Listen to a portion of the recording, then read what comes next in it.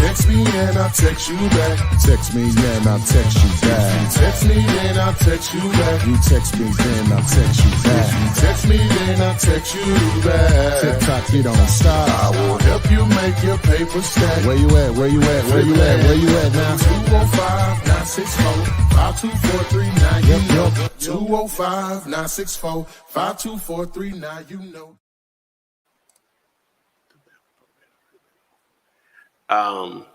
Welcome to Flippinar 209.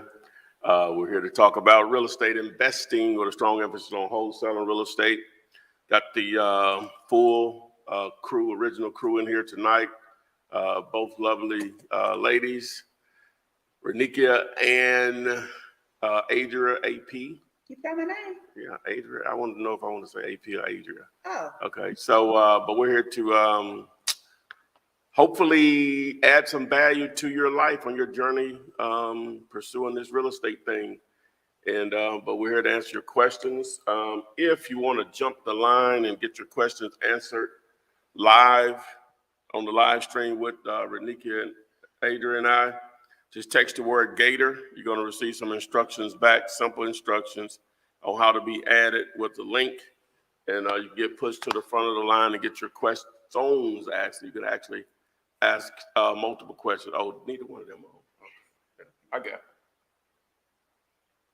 Yeah, I thought I turned them on. Yeah, it ain't on. It's still not. No, it's still not. Okay, cool. All right, yeah, so we didn't have the mics on TikTok and Instagram, my bad. Thought I had everything. All right, so, but anyway, over to you, Adrian. All right, guys, thank you for joining us. Welcome, welcome, welcome. Yeah, MIA. January just ain't been my month, Renikia. It just ain't like it's just stuff going on. But how you doing? Be like that. I know. Some months you gotta start out next month. Right. My fiscal year begins in February, not January. So I'm just telling y'all, I got a couple of more days. Are you doing good? Yes. Good. Okay, guys, as Ty mentioned, this is the place where you ask the questions. I read the questions, and the beautiful Miss Renikia and Ty will answer the questions in regards to wholesaling real estate with little to no cash or credit. You can join us live, get bumped to the line, ask your questions yourself. Just text the word Gator, Gator, to the number you see behind Ty on the screen, 205-964-5243.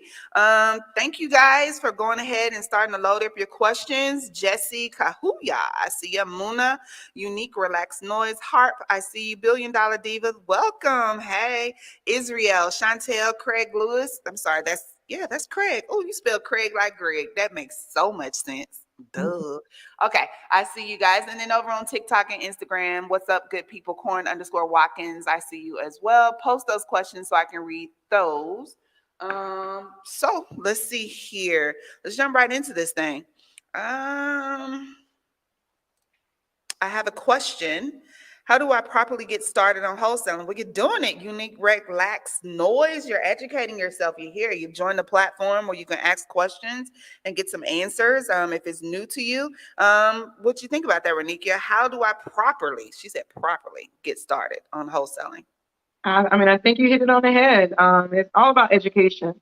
You just got to educate yourself. Ty has 200, 300, 400 videos on the Flipman channel. I would just binge watch. One guy jumped on a week ago or 2 weeks ago and said he locked himself in a room for 3 days or 3 weeks, and he just binge watched those videos. So I would just start off with just educating yourself. Really, just watch as much YouTube videos and do as much research on the process, and then you know exactly how to get started once you look at those videos. So I would think to educate yourself, because the more educated you are in this process, the more confident you are to have those conversations with all the parties, the seller, the attorney, the wholesaler.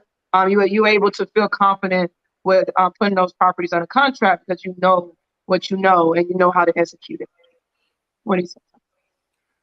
Oh, yeah, you will build confidence by simply knowing what to do. So if you're here asking this question, you've already started. You just got to continue to pursue the education side of it. It's hard to bake a cake without the ingredients.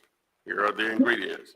So once you get the ingredients, they're gonna have instructions on them. So we're providing the instructions. So now it's time to follow those instructions once you've completed reading the instructions for the recipe. I think I said that right. I Yeah. like that. You said that right. I You like said that that right. too. Hey, Sydney Joy, thank you for joining us on Instagram. And Dana_Cabana says, can I go through escrow to close my sale? And go through escrow. So, Can I go through escrow to close my sale? I don't think I understand the question. I'm not sure what, well, to close a deal, you know, that's going through the escrow process. Depending on the state, they title it different, but that's part of that's how you get paid is through a closing. That's the completion of the transaction, whether that's handled by a title company, attorney, or escrow company, I guess, in some situations. So maybe we're not understanding the question. If you could pose that in a different way, if I didn't answer it correctly, or what you were expecting. Because the escrow is always a part of every deal. You know, when you wire funds for account, so escrow should be a part of. You know, if you're going through an attorney or a title agent, you should be wiring money to their escrow account. Okay. So Pulla Vibes says, if someone asks the title of our job application, what can we say? You're an investor, man. You're an Yeah. investor. It's no job. You're a real estate investor. What do you call it? Let that mentality go. Right. Let it For go. yourself. It ain't no title. You're the boss. You're the boss. I buy houses. That's your job. I buy real estate. Real estate investor. Okay, so Leanda Huffam, this is from Instagram.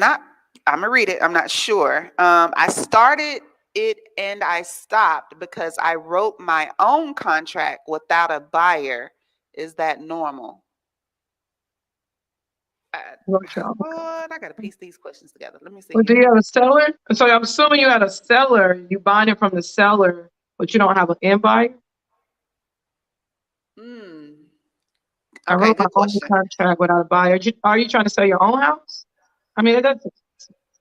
Yeah. Okay, Leanda, follow up on that. Put it in the chat box, and I will follow up on your question as well as the previous questions from Dana. So Dana and Leanda, make sure you follow up on that. Sydney J. Hurst, it's good to see. Well, look at me. Fessing a lie. It says good seeing you too. It's good reading your comments. Thank you for joining us. And Stacy, text the word Gator, GATOR, to the number 205-964-5243 is on your screen right there to join live, not in the chat box. And you'll receive a link and just follow the instructions that come along with that link. So Mr. Grow Better wants to know, do you need a special contract to buy pre-foreclosures or just the normal one? And he says, thanks.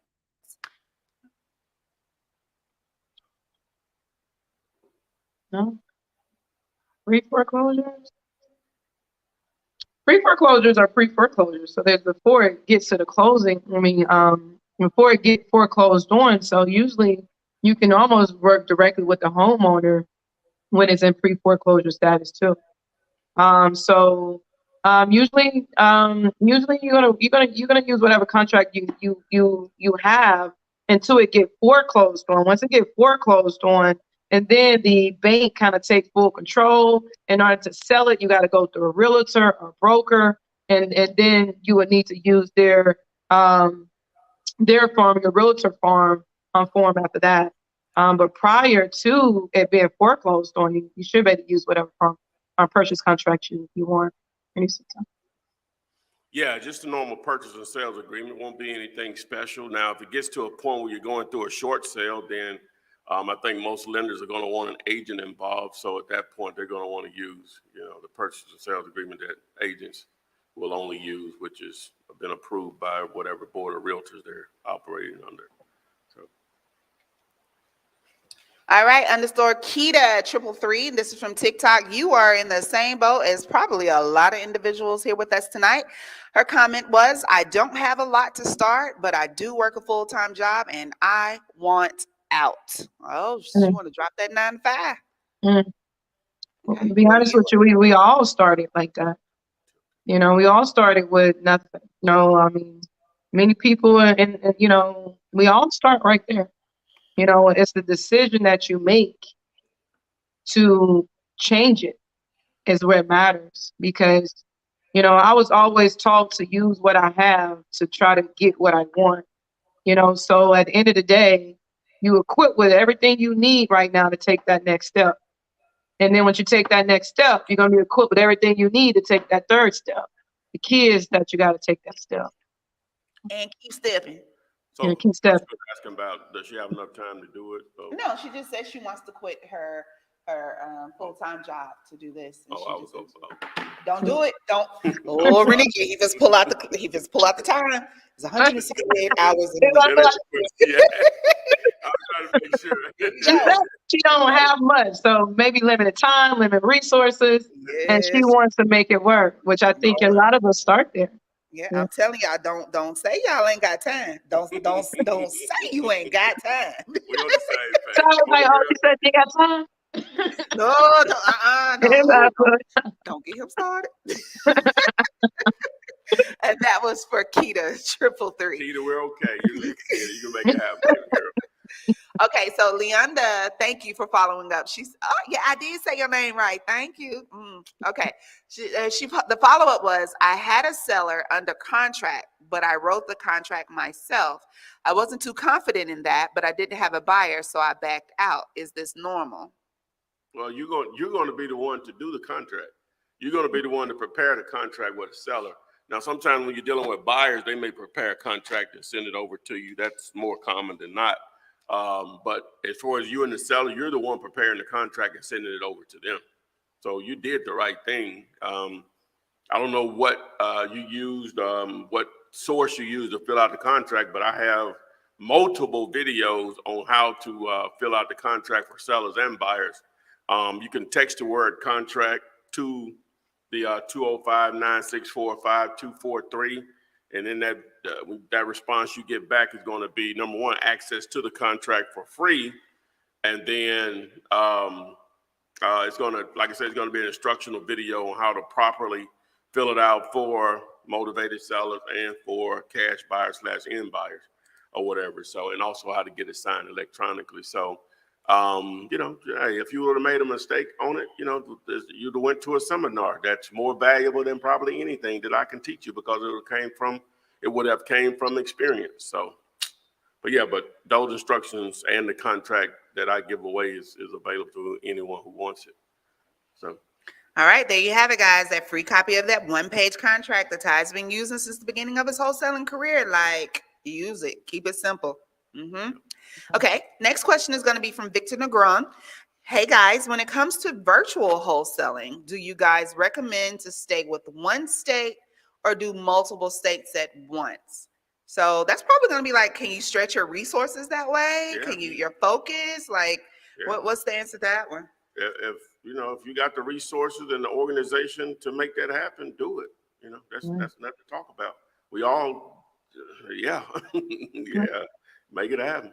I mean, I think that's the beauty of virtual wholesaling, is that there's no cap to where you can wholesale it. You know, if they trying to sell the Twin Towers in New York, you know, hey, I got a buyer for it, I sell that too. So it's like, that's the beauty of virtual wholesaling, is that you can sell anywhere. The key is do you have an audience in this area? If you do put something on the contract in a random state, do you have the ability to market to investors and end buyers in that state to get that sale? So, but absolutely, you know. Okay, Luke says, I got a lead from Facebook ads, which seems like a good deal, but the owner says he's under contract and can void it if I can close quick. Have you guys ever did a deal that was already under contract?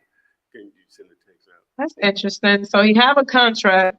He's willing to void the contract that he has to do business with you. You know, that's, you know, unless he feel that contract is not gonna work, to me, that's a sign of unethicalness. to do something like that. But at the end of the day, I mean, a seller can do whatever they want to do. I would want to know, why would he want to avoid the first contract? Is it a wholesaler? Is he getting more money over here? Do you have to worry about the one that he void, putting a cloud in the title, extra issues that may draw for that? But I don't know what the question was. What was the question? Oh no, T4 was my number. Wait. I'm not the only one. Wait. I'm sorry, I took it down too fast. Okay, so it's back on the screen there. Basically, he's saying that he contacted somebody on Facebook. The owner said that he had it in a contract with someone else, but if he could close fast, he'll cancel the contract with that person. Yeah, that's a little, you know what I'm saying? That's a Gatorish. I'm not saying something like that. Just be careful. You know what I'm saying? Because you wouldn't want someone to do you like that. Number one. Exactly. So you want to get more details on, like, well, when does that contract end? So that would be a question that I would ask. What price did you all agree upon, or whatever? And just try to fact find as much as possible, because you might not even be dealing with the seller for real. Right. So that's another thing. You want to match up the name that you're dealing with the name that's on record or whatever. So but just be careful with something like that. Yeah. Okay. _Vic.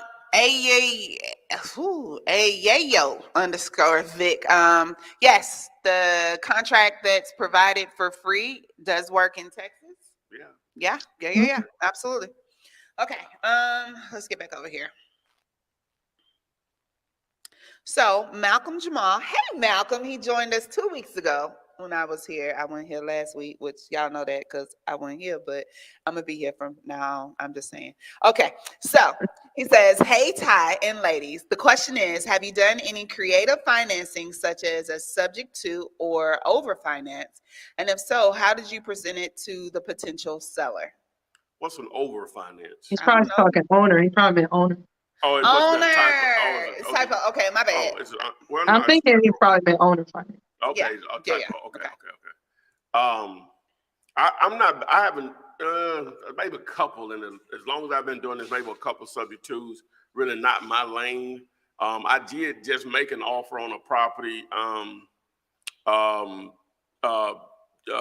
it yesterday? I sent over the contract, and the terms that I sent over to her. Now she didn't know anything on the property. So a subject to wouldn't be relative anyway. I told her I would put $10,000 down. Well, she wants $65,000 total rehab. House is going about $300. She wants $65,000 for it, but I'm really not sure on it. But I didn't want to lose it. The issue with it was I just needed to get some control of it over it. I know I can make money on it, but I'm not sure how much money. That's the thing. That's what I'm trying to say. How much money? And so now this is not really wholesaling because I'm gonna close on this. But the terms that I sent over to it, I'll put $10,000 down, and pay her off, pay the other $55,000 off in a year. No payments. So $10,000 down and a balloon payment for the other $55,000 in a year. Now my intent is to simply get control of it, right? Get ownership of it, and just put it on the MLS. Period. So because that area is really hot, but it's sort of like tricky because it's sort of not in the area where I know I can get rid of. I just did one over there, but it's still there. You know what I'm saying? One down the street sold for $300 on the same block sold for $300. So I got to go by that. This one is at $1,210. The one that sold for $300 sold at $1,233. On the same block. So. But the reason I'm gonna go ahead and do that. We're talking about owner financing is hopefully I signed the agreement is because she's not gonna let anybody inside of it. It's boarded up. Her husband left her 25 properties, and she doesn't want anyone to go inside of. She wants you to buy it sight unseen, right? Wow. And because she doesn't want to be responsible if something happens if you go on, go inside of it. And then they didn't want to keep going and board and unboard, you know what I'm saying? Because they didn't want to come over there and do it. But the other reason is because she owns those other 25 properties.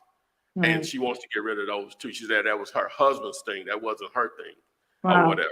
So that's why I'm again, this is not wholesaling. He's asking about owner finance. I'm just creative explaining that. financing. I'm Yeah. just showing this is just a creative way that I was willing to put up 10 on it and do the other 55 in a year. Now, I would love that she go for that without me having to make any payments, because I'll just put the 10. I'll probably put it on MLS probably for like 80.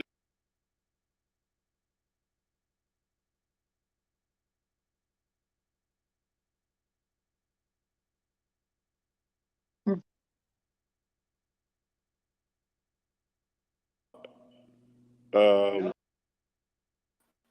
you go. Okay. All right. Anyway, so what I left off. But anyway, so I it's You say you more. got to put it on. You put on MLS for 80, 90. Yeah, you know what I'm saying? I just know it's just, the agents are, it's very difficult to get properties in that neighborhood right now, near where they just built a new stadium or whatever. And so, Is all the but 25 properties in that area? huh? Is all 25 in that area? No. She has a lot across the street. I'll probably do that one too, but she just got them all over. I think she had one more in that area or whatever. So, but I wanted to show her that I could close on this one. She was cool. Well, she said she was going to let her son look at the offer I sent over. Not saying they're going to accept it, but that's what I sent over to her. I could be more flexible. I could do more than that if need be. But I just started out with the minimum that I was willing to do. So anyway, all right. Just No, answer I think the key to subject to owner finance is that down payment. You got to make them feel comfortable, and a lot of times you got to be able to put some sort of down payment down, and then you all can figure out, like, Ty has a really great deal. Hey, I give you 10, no payments for a year, and it balloons on the 12th month. That's a great owner financing term. Some other terms is at 10, 15, 20 up front, and there's a monthly payment as if they're acting like a bank that they may agree to as well, and then it may balloon on the third or fourth day. The key is that most owner financing don't want to finance it for 30 years. It's usually a 1 year, 2 to 3, 4 year type of situation, maybe maximum 5. But usually they want to get bought out within 1 to 3 years.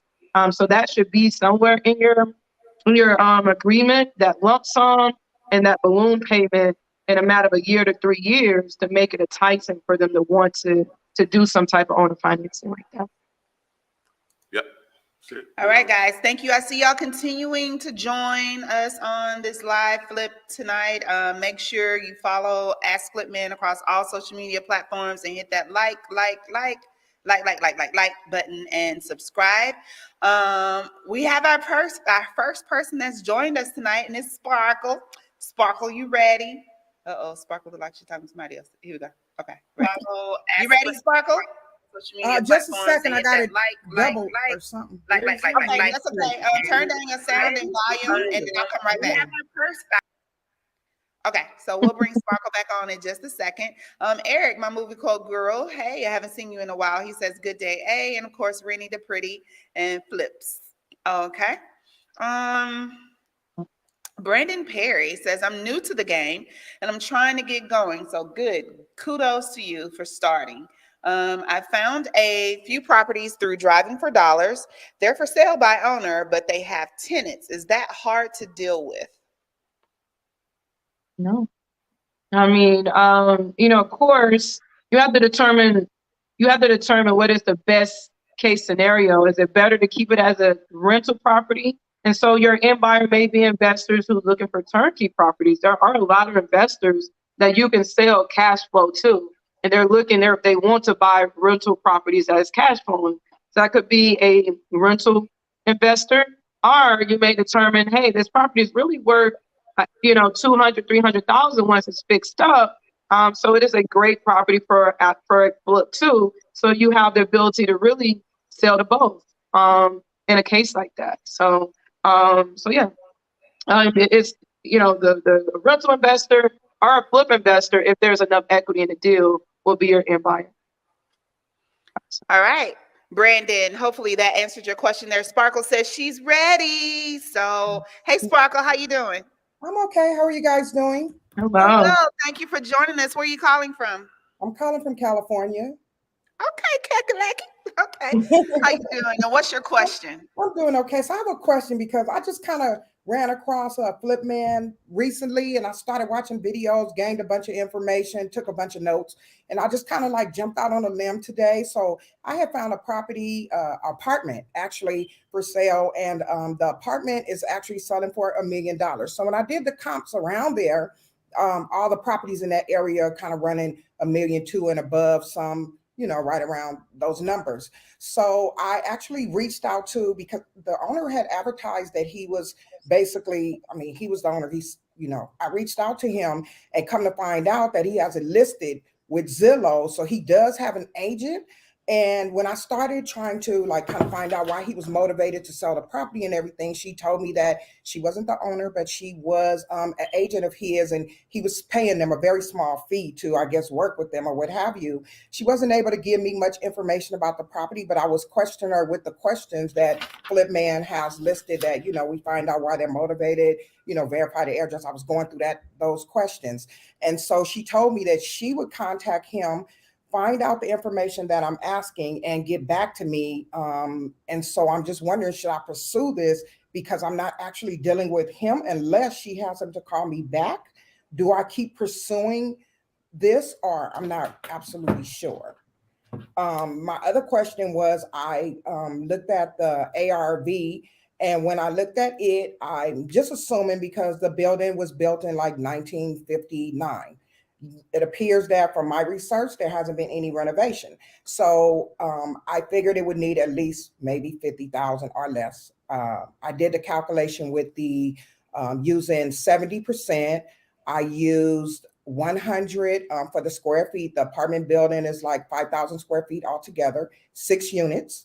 And so I ended up with the numbers that came up for me is to contract with the cash buyer for $1 million and to contract with the seller for 900, which I would definitely start a little bit lower and try to work my way up a bit. And I was just wondering if I'm on the correct track and should I continue to pursue where I'm going with this? No, you can't do it that way. You can't do it Okay. like you do a house. Okay. 5 units or more, multi-families considered commercial. Okay. How did you? We'll get into that, but how did you come across the lead? I actually just kind of got on Zillow, like you said, and just kind of looked around for some properties for sale by owner. Okay, all right. Now, one thing about that, now, just understand that if it's already for sale there on Zillow and it's still available, Mm-hmm. as it's priced right now, it's not a great deal. Okay. It will only last a day on Zillow if it's a great deal, if that long. Right? Okay. Normally it just doesn't work that way. So All when right, I looked at it, it had been on there for like 52 days. So that's why I was kind of thinking, I remember you mentioning that, you know, if it had been on there. It's just a property for sale. You know, it's Okay. nothing special about it. Okay. As far as the way it's priced, let me say that. It's nothing Mm-hmm. special about the price. Mm-hmm. The way you evaluate it, though, you would need to collect the gross annual income on the property, and Mm-hmm. then the gross expenses for the property. Once you do that, you subtract those expenses from the income to get your net operating income, which is called an NOI. Then you Okay. take that price that they're asking and you divide it into that number, the NOI number, and it's going to give you a capitalization rate or a cap rate. Okay. Now, more than likely, it's probably at 4 or 5%, probably even less. You know, and out there in California, that's right at retail, you know, in that 4 to 5%. Well, it depends on what part of California, but, you know, 4 to 5% is considered full price. And, you know, some people still love to, you know, take on those because their appreciation out there is a little different than other parts of the country. But ideally, you're trying to get something where we'll just say a full price is 5% as far as a cap rate. Ideally, you would try to get it at maybe around 7 or 8%, which may be tough to do in this time or whatever. But ideally, that's what makes it attractive. But again, if things are so hot, if you get it at a 6.5%, you know, somebody may be all over, or even at 6%, just that 1% difference, they may be all over. But pursuing, you know, A for effort on pursuing it or whatever.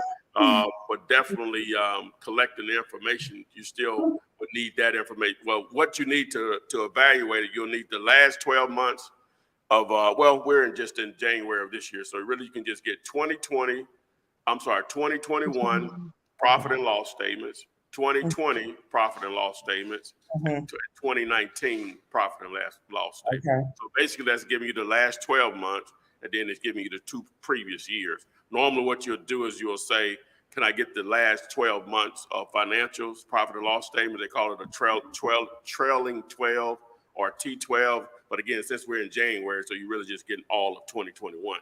So then you get all 2020, and then all of 2019. And then from there, you also need to get the rent rolls. You'll need to find out if there have been any recent renovations, updates, or you want to know the age of the roof, how is it heated and cooled, maybe the what utility. Well, that'll all come out in the financials, but you can still ask up front. What utilities are the tenants responsible for? Is everyone straight rent? Any of them are Section 8? That may be. Yeah, because not to cut you off, but when I started going through the questions, I did ask them, because when I was reading the information about the property, it was 2 Section 8 tenants in there already. And I wasn't sure about the rest of the units. So when I was questioning her today, I did ask her if she could tell me, if all the units were rented, what have you. She did tell me that it was the 2 Section 8 tenants there. There was also 1 month-to-month tenant. She wasn't even sure about if there were any other tenants actually in the building at the time. So I did go through, the questioning. She just didn't have a lot of answers for me, and everything was like, I have to refer back to the owner. And come to find out. Well, what was her role if it was a sale by owner? What was her role? She was an agent, and what happened was I called, because when I called his number, I couldn't get through. So I went onto Zillow and I typed in that I was interested in the property, and someone called me back.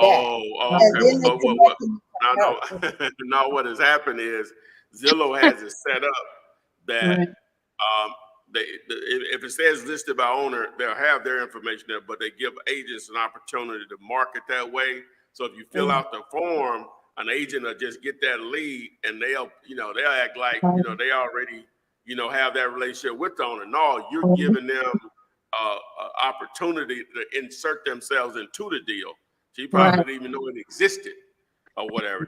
That's what has happened. No wonder she didn't have much information for me, and she was just like, she couldn't answer really any of my questions other than okay. I mean, I can just pass on that one. I did. You just want to go direct to the owner. Yeah, I'm not telling you to pass on it. Owner. Okay. Yeah, I'm not telling you to pass on. I'm just saying it's just going to maybe be a little bit more difficult. So if what you'll do is, then a lot of times what Zillow does also, they give people that list their properties there a number where they can screen people that inquire about the property, whether you text or call. So it's not to their direct number or whatever. So you can look up and see who the owner is. If it's a local individual and they got an address, I'll just go knock on the door. And hey, we see your property. We're having trouble reaching you. Right. And I was letting them know, I was trying to figure out why he was actually selling the property. I was trying to find out what his motivation was, because the property sold for $1.2 million like 3 years ago. And so I was like, well, do you know why, he's selling the property? Oh, he just feels like it's a good time to go ahead and put it on the market, which may be the truth. And he's selling it for how much now? He's selling it for $1 million, but the apartments in that area are going for like $1.2 million and above. So, how many units is it? How many units? You said it was 6 units. 6 units. It's 4 1-bedrooms, 1 2-bedroom, and 1 3-bedroom. Where is this? It's in the Northridge. What state is that? What state is that? California. Okay. What? Give us. I don't know. I'm not sure familiar with Northridge. Give us a bigger city. What would be by? Well, it's in Los Angeles County. Okay, so yeah, that's what I'm getting to. Okay. Yeah. Maybe maybe what? Cali is a little bit different. Yeah. The rents that you all can get. 6 units. How much is that? It's like about $200,000 a unit. About That's 175, a little, In there, close. yeah. 166. That ain't bad for Mm. California.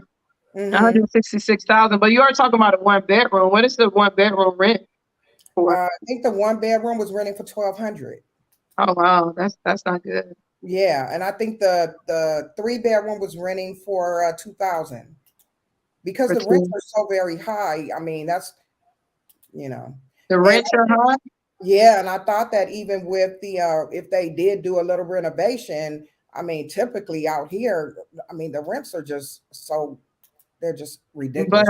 I just did the number on the 1 bed. I mean, you're talking about 4 or 5% cap. Yeah, I Mhm. told you. That's what I'm telling Yeah, you. You know that's what I'm not. saying? Yeah, Yeah, that's how they Okay. get down. that's not it. Yeah, and that's probably pretty normal for California. I don't know, but 4 or 5%. That's Yeah. you know, Okay. you could park your money somewhere else and make more money. Okay. And Well, I make mean, more I money. thought if I could get But the don't get it twisted though. Not saying that it's not a great deal because they're real good. I mean, you're talking Cali. You're talking people that just got excessive money that just need to park it somewhere in real estate just so they don't pay taxes on it. You know, Mhm. there is still a market for rental properties like that because there are high net worth people that does not looking for cash flow. They just need to park their money, need to buy something so they could not have to pay taxes on it. So you know, they're not saying it's not a deal for somebody, you know, Okay. but it's just probably gonna be more of a high net worth client who just want to park some money and okay with a 4 or 5% cap. Oh, okay. Yeah. Well, I'm definitely looking into finding some other deals. I did do a little bit of D2D today. So driving for dollars, and I ended up with a couple other airdrops I'm going to investigate as well. I need to just run some comps and check it out. But I mean, I'm trying to move forward. I'm just trying to make something happen. So Yeah, But you for really you need to to get just that all on the started ball. looking at videos, I mean, you're talking very intelligently. You yeah, know, been like as you're speaking it, just for you to just start learning it, you're talking it very well. So yeah, you're retaining the information pretty good. yeah, this has been like day 4 for me probably altogether with beginning to watch Flip Man. So Wow, yeah. wow. Give you Mhm. a good month, you'll be ready to do some damage out there in California. And Okay. don't give up. California is a gold mine. Okay. Find the area where it makes sense. Don't give up. It's too much money in LA, Hollywood, all of California for people to not want to buy these properties. Don't Okay. give up. Don't give up. Okay. I won't. Thank you guys so Yeah, much. you're welcome. You're welcome. Have a good night, Have a All good Sparkle. right. evening. Thank you, you guys as well. Mhm. Bye-bye. Okay. Bye bye. All right, Sparkle out there doing that thing in Cali. Okay. Okay, guys, you too can join us. Still plenty of time to do so. Just text the word Gator. Gator is on your screen right there to 205-964-5243 to join us live. You'll receive a link. Follow the instructions in the link. When I see your face, I'll let you join us. So let's talk about this. I see a lot of questions in this chat about the earnest money. What y'all doing? Y'all got to give these folks this earnest money. Okay, we'll start. We're going to start with Keith Gray. What's going on, guys? When it comes to the earnest money, do you let the seller bring that up or do you bring attention to it as the investor? What y'all It's doing? Well, part of the contract. yeah, you just contract. You get a copy of it anyway, and video explain how to fill it out. Just text the word contract, but yeah, And you it's just not gonna really be explained. You can really put it on there. You wanna slide your $10, put it on the contract. Slide it on the contract. Let the them to read it. And as soon as they sign off on it, I'll give you my $10. I'm ready to go. So it's nothing to really talk about. You know, you want to whatever you want to put out there, put it on your contract. It's up to them to come back and negotiate that. You know, I wouldn't put $1 there because that's just kind of disrespectful. I wouldn't even do 10. But you know, anyway, but I have done a deal with just $10. But at the end of the day, whatever you feel comfortable with, put on the contract. Doesn't necessarily be discussed. There's a full blown line item in the contract about the earnest money. And you know, at one point in time, they may want to negotiate it and say, "Hey, the $100 won't work. $500 will." But whatever it is, they come back. You negotiate it. If they come back at 1,000. Say, "Well, I can really do 5." Or whatever the case may be. So just know all of that is negotiable. If y'all agree to $1, hey, that's great too. All of it's negotiable. So All right, still talking about the EMD. GMAR49 says, hey, I have a property that isn't a good deal. Hold on. What? Continue to read. Continue to read. Okay. I have a property that isn't a good deal. My fault. I didn't send my EMD to a title company because I was waiting on a potential buyer. He's closing soon. How do you suggest I give the seller the EMD now? Well, if you're outside of your due diligence period, depending on if you have one on the contract, just give it to them. You don't even have to, you want to get them to sign off on something that you given it to them, but just give it to them. Oh, so you're saying it's not a good deal, so you really don't want to move forward on it, but they looking for the earnest money? Because if it's not a good deal, if it's not a good deal, putting the earnest money down, it's hard to close a deal that's not a good deal. So is it one of them things where you're outside of your due diligence and you need to provide that earnest money because they want it? Okay, not sure. Gmar, follow up on that. But then at the bottom it does say closing soon. So okay. You might have found a Well, buyer yeah, if you for it. close, yeah. I think he means his contract has expired. What do you mean? Oh, okay. So yeah, just But follow. yeah, whatever it is, just take the earnest money to whatever y'all agree to. Y'all agree to the closing attorney to hold it, take it and drop it off or whatever. Yeah. Okay. Shaq Smith, where have you been? That's the homie from West Side D-Town, West Side Detroit. Shaq, thank you for joining us. You've been an A1 since day one. Thank you, along with all you other guys that are still coming on, still joining. Make sure you still hit the like button, load your questions, and you still have the opportunity to join us live and ask the question yourself. Okay, let's keep going with this. Let's take another question. Mihe, or Mie. Okay, we're going to go with that. Once the contract is signed and you find the title company, what docs will you need before you go in? And this is from Kansas City, Missouri. Once you sign the contract, you find a title company, what docs? Well, do you have a buyer? Is this just you having a seller? If you just have a seller, you don't do anything but find a buyer. And once you have a buyer, then it's time to decide who's going to close it. Sometimes the buyer would dictate that, but because they're probably going to be paying the closing costs or whatever. But if you're just talking about you just have a property on the contract with a seller, you really do nothing at that point but try to find a buyer. If I understood the question correctly. Okay, thank you. Appreciate that. C Boogie wants to know, have you ever wholesaled a property as a beginner and now you look back on it now and wish you just would have kept it as a rental? Yeah, you're going to do that if that's your end game. Yeah, you're going to be tons of that, you know what I'm saying? Yeah, absolutely. I mean, yeah, that's right. You know what I'm saying? Of course. Yeah, you can't. That's the one thing we know that there's more of that. It's more of that out there. Right. But that's the beauty of wholesaling is that you wholesale, and if you want to keep something, once you get your proceeds from your wholesale, that's why we wholesale. One day we may want to keep something instead of wholesaling. You may want to keep it and flip it. But the key is that you continue to. You can't purchase it. You can't purchase it. It's not even. You ain't losing something that you can't purchase. The key is that you continue to build yourself up so you do have the ability to purchase if you want to purchase one day. Okay. Herb. Okay, Herb, we're gonna bring you on from Central Virginia, Central something. I'm not sure. How you doing today? Very good. Thank you for joining us tonight. Where are you calling from? I am calling from the Central Valley in California, Northern California. It was Valley. Okay. Well, thank you for coming on. What's your question? So it's tax related, and I'm getting ahead of myself here. I haven't even done a deal yet, but here I am worrying about the wrong things here at the wrong time, I suppose. But I'm curious about it from a tax standpoint. So there's regular, taxes on income, roughly 35% on the high side. But capital gains taxes are different. What I'm wondering is if by putting down an earnest money deposit when someone's in contract, right? I'm putting down this EMD with a seller. Would that then qualify because the payout is sort of an appreciation of that original earnest money deposit? Would that qualify as a capital gain? Well, you do know you're getting, you mean when you're putting up earnest money? Right.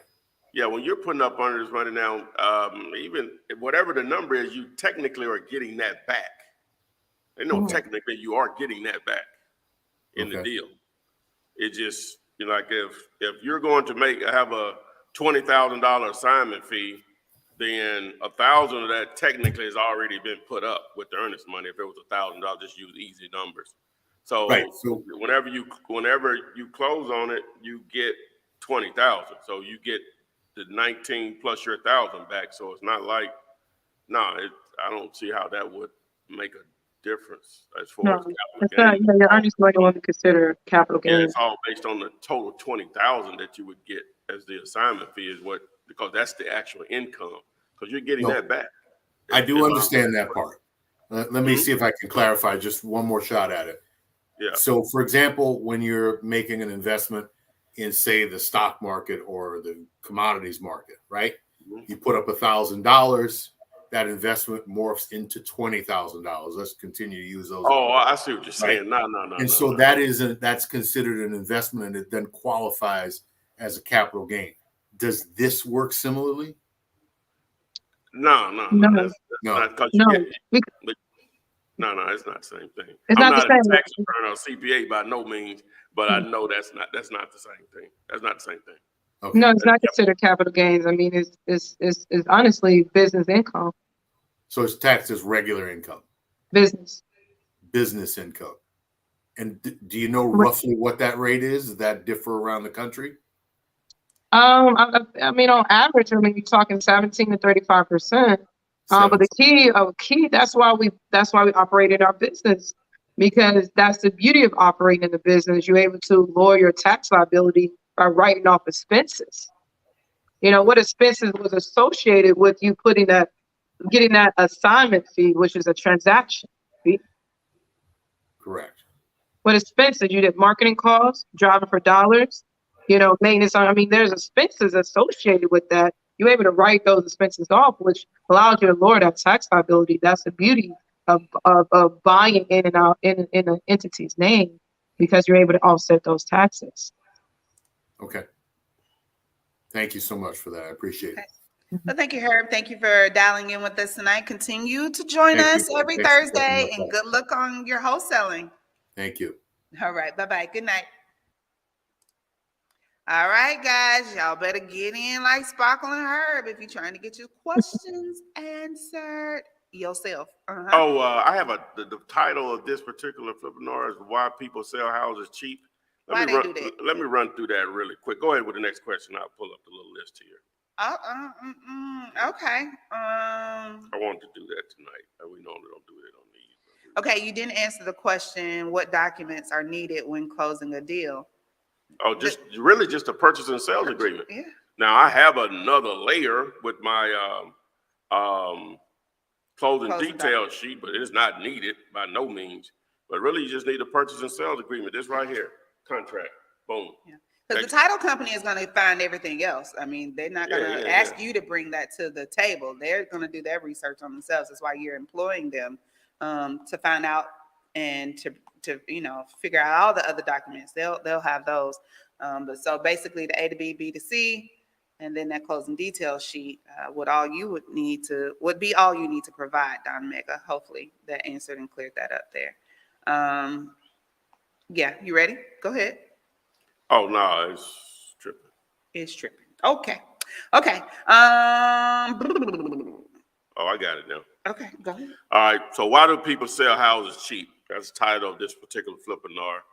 See the thumbnail. Hope y'all like it. But we'll just go through them. I'm not going to really explain them. Most of them are self-explanatory. Some of these may be repeats in some sort, but you'll get it. All right. Death of a loved one. So basically, that's where a probate situation comes in or whatever.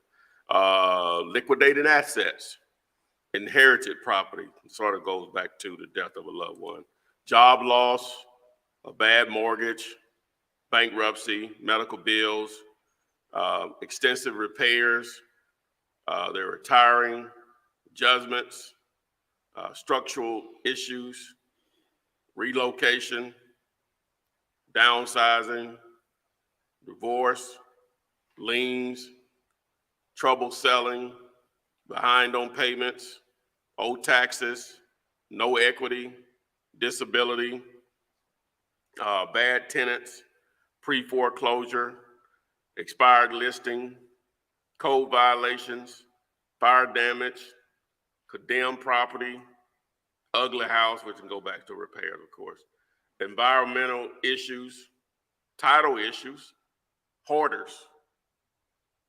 Back taxes, eviction notices. What I did then. I'm just kidding. They keep the list going. Oh, okay. Oh, They've been paying attention. They keeping up with yeah. So, It is. so the key word there, if you didn't get it, is life. So that's why people say, well, ain't nobody gonna sell no house there. Oh, you people moving kidding every day. me? Why would somebody do that? Why would somebody a house will be worth 100 and they'll sell it for 30,000? I just gave you a whole list, and there's plenty more. Exactly. Life, man. You know, it's good. It's good you got it going on. Exactly. You don't have to make And that. everybody don't want to renovate a property. People don't want to. It is worth 100, but they don't want to do the work to renovate it. You know, so Yeah, it's good you got life figured out. Some people would have curveballs they hit them. And sometimes selling a piece of real estate could possibly solve whatever issue. Selling a piece of real estate cheap could possibly solve an issue that they have going on in their life. And solve it quickly. And solve it quickly. Because we close fast. You know what I'm saying? So you can't go by that, man. Why would somebody? Are you kidding me? Why would somebody do a lot of things? You know what I'm saying? Hey, just getting it on another level. A lot of times, like when we're in relationships and we doing stuff we know we wouldn't advise somebody else to do if we were the one not in that relationship. But when you in it, you do some stuff that you know you shouldn't be doing. You know what I'm saying? You know you shouldn't be doing, but you're still doing it. You're still in it. You can easily advise somebody else if you were not in that relationship. You looking at them and they asking your opinion. But when you in it, sometimes, hey, you do some stupid stuff. Not saying that when you sell a piece of real estate, doing some stupid stuff. I'm just saying the life situation will dictate you to do something that you normally may not do. Right. Financially. Right. Or as far as an investment. Desperation. Yeah. When you're back against the wall, you're willing to do anything when you're back against the wall. Yeah. To make not saying yourself you're taking advantage of them. You know, you just provide a solution. I'm a problem solver. Problem solver. Problem solver. That's my job application title. Solve your problems. Okay, Renikia, this is for you. This is from True King, and here we go. How can we go about getting funding through you guys? So if you did not know, Renikia has a financial company that can probably assist you if you want to go to the next level of wholesaling, maybe buying and holding, doing some flips. So Renikia, give the peoples here outlook, or whatever, onto what your company can do to assist them. Awesome. Well, thank you so much for that. As always happy and honored to be a part of the Flipman Show. My name is Renikia. My goal is to help deploy capital into communities so we can continue to rebuild and gentrify our communities and our local backyard. We specialize in fix and flip, new construction, 30-year rental notes. And one thing about all of our residential properties, you can buy properties, absolutely no tax returns, no income verification, no pay stubs, just your ability to bring the money to the table to take full control of the real estate. We have true 30-year notes. You want to buy and you want to buy in whole and really build that rental property and rental portfolio. You can literally build your entire rental portfolio with absolutely no financials, no tax returns, income verification, nor pay stubs. Just your money to bring the down payment to the table. We can go up to 80% of the purchase or 80% of the value. So you'll be able to put a true 30-year note, no balloon payment, just like you went to the bank and got a mortgage. But if you are interested in any of those loan products, and of course we do commercial and development for anybody that's interested in that as well. We have true 30-year for commercial that do not need tax returns, income verification, or pay stubs, just the asset value, credit, and background. But if you are interested, go to findmynextdeal.com. You can reach me on Facebook or Instagram, my first and last name, or you can email me as well if you're interested in any of our loan products. All right, guys, there you have it. Fundmynextdeal.com. I know Instagram, TikTok, you can't see it, but it is fundmynextdeal.com. It is on the screen there. So if you come back about 55 minutes into the show, it will be on your screen displayed, and you can reach Renikia or a member of her staff. Just always remember to allow 48 to 72 hours for someone to respond back to you. So there, let me put this back up. There we go. Ty, you still looking for units? Oh, yeah. Good. Thanks for the curveball. Yeah, trying to target mom and pop self-storage, mini storage, text-to-word units. In that video, explain how we can get down. Here we go. Partnering on just residential on houses, text 5050. And that video will explain that. Of course, you got the contract. If you need access to that and how to fill it out for sellers and buyers, we're giving that out too. And text messaging game, great way to generate leads, text to word text, figure out that. And there's one more, I don't kill y'all. Then most people fail because they can't figure out what a great deal is. So text the letters GD. All right. There you guys have that there. And again, I'm going to encourage each of you to hit the like, subscribe, join the Facebook group, all of that good jazz. And yes, Herb, the phrase that Flipman uses really says it all. Life creates motivated sellers. Oh, no question about it. Life creates motivated sellers. What? Yeah. Do like that. Absolutely like that. Curveballs, man. Yeah, absolutely. So Tierra Pierce, this is a good one because we normally talk about like houses that need to be totally gutted from like fire damage, but what about mold? What do you do if the roof of the house is molded out and the floors are caving in? Would that be $45 per square feet or higher, or would the house just have to be torn down? So how do you do repairs on something like that? Repair mold. Mm-hmm. I'll just get a mold specialist to come in and give you a quote. Okay. Yeah, because mold is not one of the things you got to tear down and rebuild. Mold can actually be killed. You can be smoked out. So I would just get a mold specialist to come in and just smoke out the house to kill all the mold. And that's just a price. That's just part of your expenses to rehabbing your property. Yeah. Mm-hmm. I don't know how to add that to like a $45 square feet type of thing. But worst case scenario, just call a mold specialist or someone who specializes in that, and they can come give you a quote. What do you say, Tom? Yeah, it's just repairs, like you said. You know what I'm saying? Just call them in and just give you a quote on it.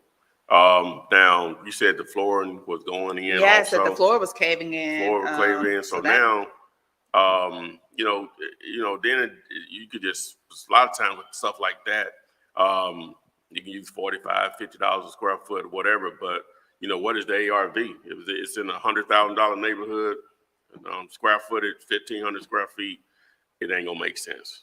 You know what I'm saying? That's 75,000 easy, so on a job like that, 60 to 70,000, 75,000.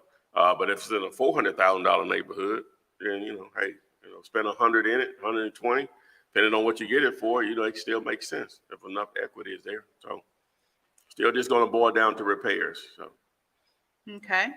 Mata Keeley, Mata wants to know, do you have a comp calculator? So I pulled it out a minute ago, but Pull it out again. Pull it out again.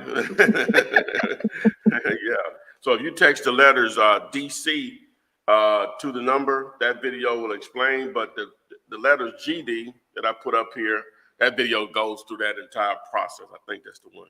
It goes through that entire process and how to use the calculators. I have a deal calculator on dealator.com and a repair estimate calculator there also. They sort of tie in together. So, yeah. And did you say a comp calculator? Yeah, well, yeah, this video You here, copy.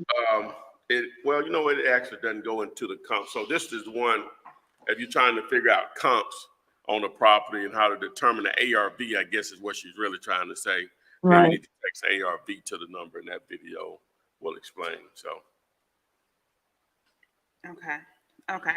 Oh, and G-Marv did follow up when we were talking about the EMD giving it to the seller. It wasn't a good deal. He did clarify that he meant that the contract was about to expire. He says, yeah, contract is due to close, and I doubt I'll find a buyer. By the way, it's not a good deal because he screwed up the comps. So you're just talking about comps. Comps are so important in determining whether you have a deal or not. Like, and you're right, G-Marv, that's a learning curve. That's a learning lesson for Yeah, you now. seminar, Yeah. It can mess up your deal. Yeah. Comp Numbers. wrong, it will throw it off. Like, Absolutely. Yeah. Absolutely. And it's one of them things with, as far as that earnest money, it's really up to the seller to try to pursue you for it, because I'm assuming your contract is almost expired. You're probably totally out of your due diligence period. So it's really up to that seller to pursue it. If they do pursue it, you'll have to give it to them. Okay. If you're So, outside of your due diligence period. okay, Cora, who's joining us, says, I have a woman residing in a house. She wants to rehab and rent it out. It has equity and she is willing to move out ASAP. I guess my question would be, and I guess Renika, you can follow up, like, what is your position in this? What are you doing? If she wants to rehab it and rent it herself, what are you doing with it? How do you fit into the fold, Cora? Right. Yeah, maybe she missed something in explaining that. If you could, Cora. Because just on the surface, I guess what I'm trying to say is that's not a wholesale deal, because it sounds like she wants to keep it herself and do everything. You already know the owner, so. Right. I guess she's asking how can she make money from it. Oh, okay. Well, yeah, I'm not sure how. Valid question. No, I'm not sure how she make money. I don't know, but you can always refer her to a lender like myself and give you a fee to finance it. You know, you can make a little money on the finance side. There you go. She gonna need some money. Get her funded. Okay, let's see here. Okay, so we were talking about virtual wholesaling earlier, and we also mentioned that if you have the resources to spread yourself, you can do it across multiple states. The next question was, how do you choose what state to virtually wholesale in? But that's going to be like a personal decision, like, right? Where do you have boots on the ground? Where, you can be successful in your follow-up and your advertising and all that. So what would be a factor on how you choose where you virtual wholesale if it's a different state? I mean, you're right. I mean, it really depends on your resources, but most importantly, it depends on your resources. It also depends on, is that particular state or city actually have enough inventory and resource for you to wholesale? So if I'm in a virtual spot, I'm going to put myself in the cities that actually are moving and shaking, so I have a greater opportunity to buy and sell. But also, hey, you can probably go to a city that doesn't have and become the big fish. That's an opportunity as well. But it's really endless of what you can do and where you should go. But most importantly, I would play the power of numbers. It's like fishing. If I put my hook in a pond with few fish, and I put my hook in an ocean with a whole lot of different fish, then which one will probably give me the greatest return on my time?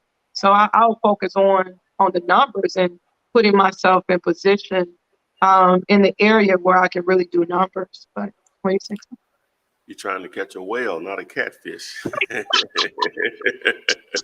Exactly. That's that California fishing. You got to catch that $100,000 salmon. Kill a whale.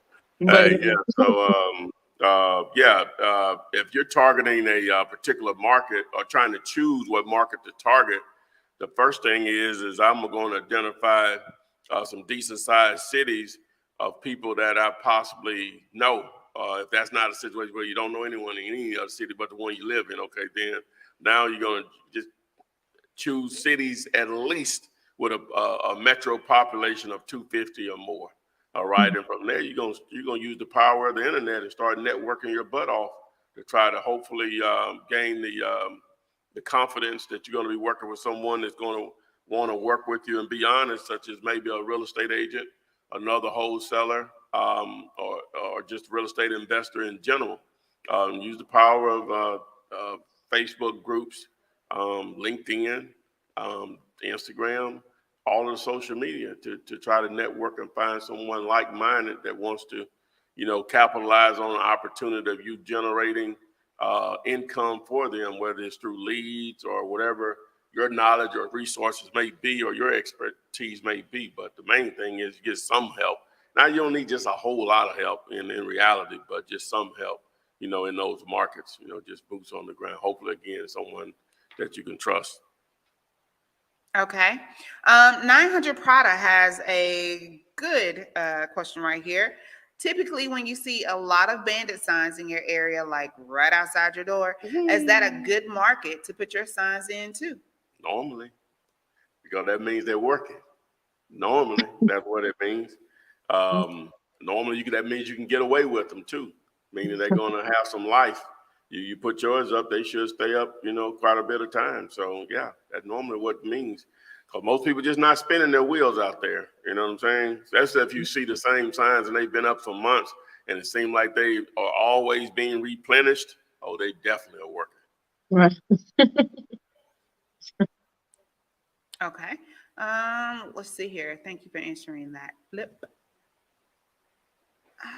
So Tamika says she wants to know how to find the number to houses where the numbers have been removed or are not on the mailboxes. We got a card for that too. Here we go. All right, so when y'all driving for dollars is basically what you're saying, or just you just identify the property, maybe, headed to Walmart to see a property, I don't know. But so if you got the right tools, you can make this business and a lot of other things easier. So if you text the letters and number D4D, this video will show you how to use a tool to determine who owns that vacant house. Now, to answer her question, is that the simple thing you can do is sit right in front of the house, and depending on the type of phone you have, if you have an Android, you can ask Google, what's my location? It should identify that location. If you ask Siri, if you got an Apple product, same thing, what's my location? And it normally will identify that. But if you have an app like PropStream or Batch Leads app, if you're sitting in front of the property, they have options there where it identifies exactly what that address is. With that now, assuming you didn't have the internet. Okay, we're going to assume that, even though we know you do because you're watching this right now. The first thing you want to do is look if there's a house on the left and the right, look at those addresses. Now, sometimes houses will split in twos, but normally in fours. So it might be 10. It might be the first. Okay, say if it's the you got 3 houses and yours is in the middle of the one on the corner and the third one. So it may be 1,000 is the house number there, and the one past yours will be 1,008.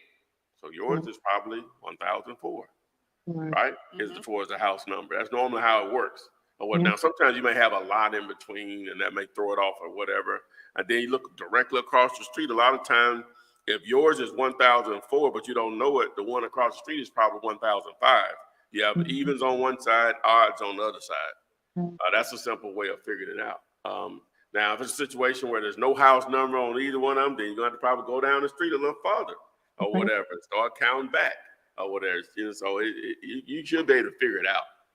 Should be able to figure it out. What do you think, Bernice? No, 100%. And to add to that, there's this app called HomeSnap. And, it's a great app when you drive for dollars because you're able to just snap a picture of the home it instantly takes in your location. It instantly takes in your location, and it instantly give you all the information on that house, like who owns it, like property records pops up. So I'll definitely recommend HomeSnap as you're driving for dollars, because you can just take a picture and it instantly pulls it. You can also see comps. You can see property that's sold in the area from that app too. It's a really good app. All right. All righty, guys. We've been rocking and rolling here for an hour and 10 minutes. I think we've given you all some value. Hopefully, you all have given us some value with the questions.